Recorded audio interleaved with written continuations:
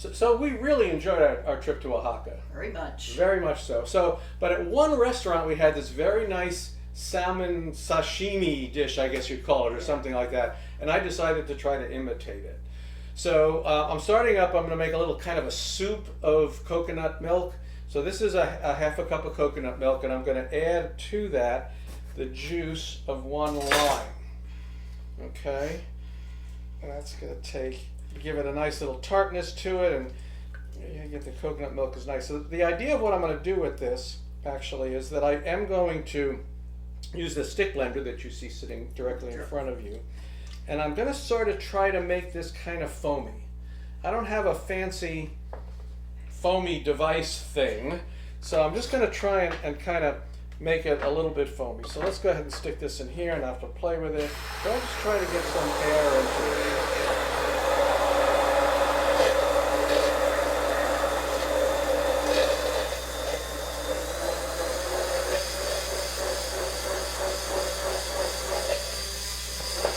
That's actually pretty good. Yeah. It's actually pretty good. All right, let's put this thing to the side here. And I'm going to start then by pouring half of this little coconut milk foamy soupy thing into each of these bowls. Right? It's got a nice little lime to it and coconut. All right. So that's step 1. Step 2, I got salmon. It's really good sushi grade salmon. And I made like 3 slices each like this. And the trick is I'm going to line them up a little bit overlap so that then I can roll them into a little pinwheel spiral kind of thing that looks like that. Oh, Almost pretty. like a flower. We're going to stick that right smack in the middle here. Here. Yep. So we'll do that to the other one too. And let's get that in there.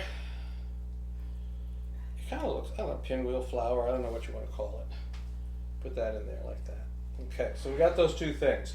Next, I have going to add a little more flavor. This is kind of a brunoise of jicama. All right, so it's a little texture too. Yeah, it's a little texture. Crunchy. So I'm going to take and I'm going to just kind of scatter that in around my little floret of salmon. Put a little, I don't know how much, I'm just kind of looking and see how much looks like it makes sense. So I'm not going to quite use all of what I brunoised. Okay, so I got that. So that's the next thing. Now, in part 2, I had made this mango puree. So there it is.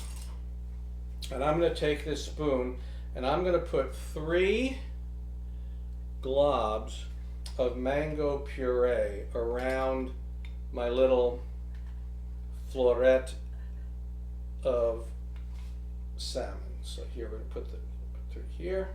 All right, just sitting nicely in the coconut. Okay, and 1 more. There. I think that looks lovely. We'll put a little more. What the heck? This stuff can be frozen, by the way. That's one of the nice things. Yeah, the mango puree. If you don't use it all, no big deal. You can freeze it, save it for another day. Okay, so we got that. Now, I'm gonna dot this with some chili oil. So I just use this is a thing for infusing meat, Okay. and So I it's just a have, little needle. but it's nice. So I can do this, and I get these nice little dots randomly scattered around in here. Not too much, right? Okay. But it just kind of looks sort of pretty. Just like that. Okay, great. Now, I'm going to put in some sprouts on top of the mango. Yes, this is just mixed sprouts. You can do a lot of things with Yeah, it doesn't. It could be sprout. It could be cilantro. Could put Could cilantro, be parsley, mint, yeah, little- parsley, little mint, leaf mint, parsley yeah. or something. Yeah. I'm just doing with the sprouts here. Just like that.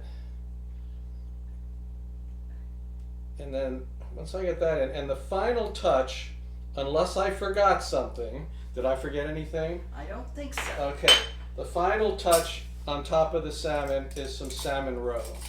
So I'm going to take a small spoon of salmon roe, like about that much, and I'm just going to put it right on top of the salmon. And we're going to call that my attempt to make this thing that we had in Oaxaca. And I'm going to just pass that on to you and let you give that a try. Looks very pretty. Wow, I don't know where to start. Well, just start. Okay. You know, it's sort of intended to be mixed together, Yeah. right? You know, so Yeah, you take a little. you need that acid with the salmon. Right, and you can cut the salmon because this piece is maybe a little bit large. Bit of everything in this little one piece here. I'm sort of fascinated about how this is turning out because I haven't made it before. I just decided this is what I was going to do. Mm-hmm. Well, it's very similar to what we had.